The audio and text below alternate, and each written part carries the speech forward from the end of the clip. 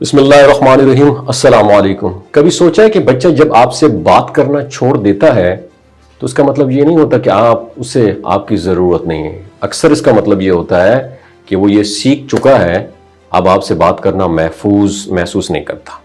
ہر والدین اسی لمحے سے ڈرتے ہیں جب بچہ بغاوت نہیں کرتا، بدتمیزی نہیں کرتا، بلکہ خاموش ہو جاتا ہے اور وہ گھر میں موجود ہوتا ہے مگر دل سے بہت دور جا چکا ہوتا ہے۔ اور یہ سب سے زیادہ تکلیف دہ حقیقت ہے کہ یہ تبدیلی ایک دن میں نہیں ہوتی، یہ آہستہ آہستہ روزمرہ کی چھوٹی عادات سے بنتی ہیں۔ وہ عادتیں جو بظاہر عام لگتی ہیں مگر خاموشی سے رشتے کو کمزور کر دیتی ہیں۔ تو سب سے جو پہلی عادت ہے، ہر وقت اصلاح کرنا مگر تعلق نہ بنانا۔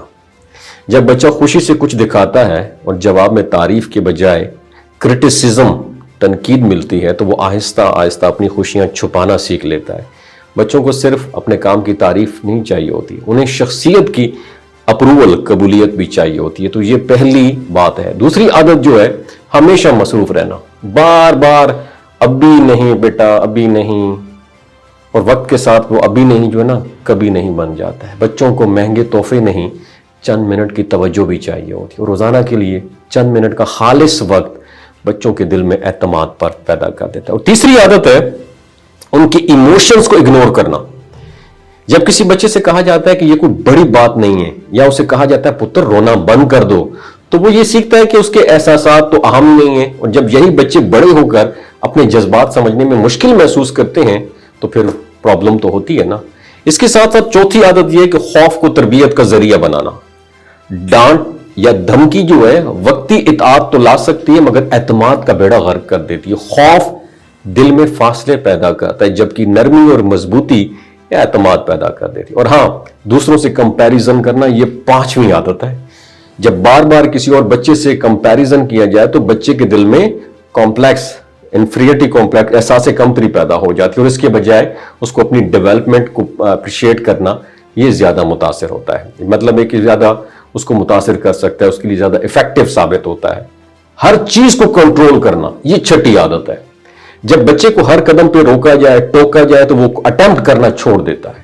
بچوں کو چھوٹے چھوٹے فیصلوں کی اجازت دینا یہ ان کے اعتماد کو بڑھا دیتا ہے، اور اپنی غلطی پر معافی نہ مانگنا یہ ساتویں عادت ہے۔ جب بڑے اپنی غلطی تسلیم کرتے ہیں تو بچے سیکھتے ہیں کہ احترام طاقت سے زیادہ ہوتا ہے۔ اور آٹھویں عادت ہے ہر غلطی کو لمبی تقریر میں بدل دینا۔ بچے لمبی نصیحتوں سے نہیں بلکہ مختصر اور واضح رہنمائی سے سیکھتے ہیں۔ اور چھوٹی کامیابیوں کو نظر انداز کرنا یہ نئی عادت ہے۔ جب صرف غلطیوں پر توجہ دی جائے اور کامیابیوں کو اپریشیٹ نہ کیا جائے تو بچے کی حوصلہ افزائی کم ہو جاتی ہے۔ اور سب سے اہم عادت جو ہے وہ 10ویں عادت ہے، محبت کو شرطوں سے جوڑ دینا۔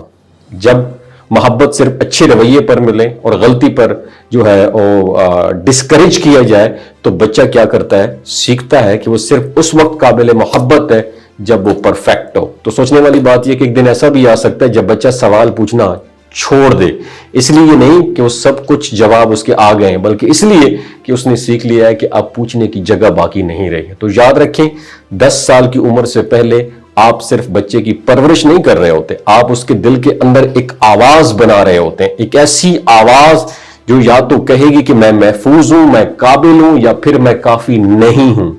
اب ایک لمحہ رک کر سوچنا ہے، آج آپ کی کون سی عادت ہے جسے بدلنے کی ضرورت ہے؟ کیونکہ والدین کامل نہیں ہوتے، لیکن باشعور والدین کون ہوتے ہیں؟ جو سیکھنے اور بدلنے کے لیے تیار رہتے ہیں۔ اور آج بنایا گیا رشتہ کل کی زندگی کا سب سے محفوظ سہارا بن سکتا ہے۔ اللہ تعالیٰ والدین کا سایہ اولاد پر تعدیر سلامت رکھے۔ رب ارحمہما کما ربیانی صغیرہ۔